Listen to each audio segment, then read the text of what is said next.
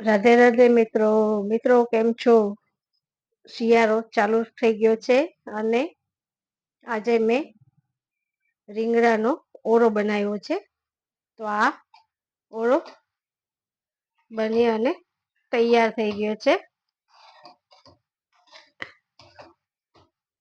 તો તમે પણ તમારા ઘરે શિયાળામાં રીંગણાનો ઓળો અવશ્ય બનાવો અને શિયાળાની મોજ માણો. અમારો ઓળો તૈયાર થઈ ગયો છે.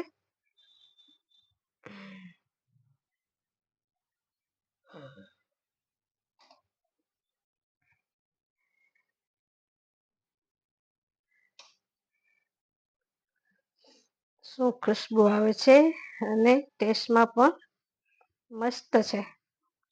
તો એક વખત તમે પણ ઓળો બનાવો ઘરે. રાધે રાધે.